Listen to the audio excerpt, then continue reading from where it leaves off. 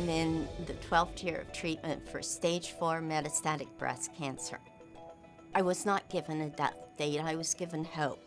There were chemotherapies that were available to me, and within the first 3 weeks of my first therapy, my tumor marker numbers declined, which my doctor told me indicated that I was improving.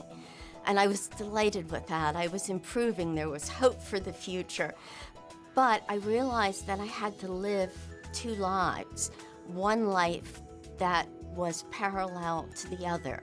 And the one life was my life with cancer, and the other life was my job and my work and my family. And so I did live them on parallel planes. I was working full-time. My employer was generous enough to allow me to have flex time. And so that enabled me to do 2 years of therapy, chemotherapy, and to work full-time at the same time. And for the next 5 years, I stayed on hormonal treatments, and I lived almost a totally normal life.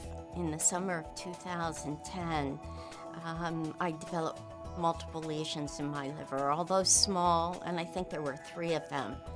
I knew that I was going to be going in for chemotherapy. It worked initially, but not successful in bringing my tumor marker numbers back to the normal levels.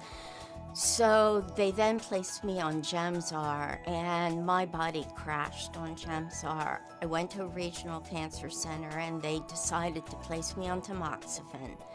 Tamoxifen did not work. I progressed on tamoxifen, and then I was placed on Halovant, and it was a great drug. My numbers improved.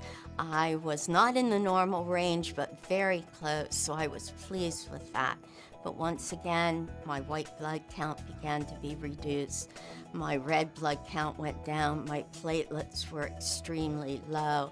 So I was taken off of that drug.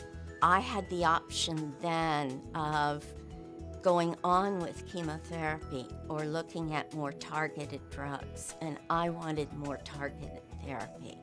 My doctor that I found in the regional cancer center was a research doctor, and he suggested genetic testing for me. I was definitely cool with that. I wanted to participate.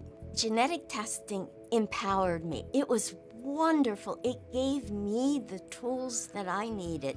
It gives you a chance to go to your community oncologist and say, okay, these are clinical trials that are appropriate for me based on my genetic analysis. Can we talk about these? Is there anything I should be considering here? Do I have any options? I thought it was wonderful. And so he placed me in a clinical trial, and I'm in that trial today. Now, I need to add that it's a phase 1 clinical trial, and I'm in phase 1B. But I rapidly learned that as a metastatic breast cancer patient, phase 1 is usually the only phase that is open to you. And so I'm now delighted that I'm in a phase 1B. I'm past the dose escalation, and I'm now in the expansion part of the phase 1 trial. There's a population like myself with metastatic cancer that is a vibrant population, but we're not cancer survivors. We're surviving with cancer. And that means that we're constantly in treatment of one type or another. So if you understand that, you can embrace us as people who have a disease, much like there are people who have diabetes who walk around with that disease and work full-time and have a full life. I myself am thinking about returning to part-time work. I am doing activities at home. I have a lot going on in my life. And I take vacations with my husband, and I'm enjoying my life. I don't understand why cancer research can't be, and the other diseases, can't have research funded year on after year automatically by Congress. I feel as a metastatic breast cancer patient that I'm almost begging for my next drug. And I don't think that I should have to be in the position of begging for another drug. I'm at the end of approved treatment.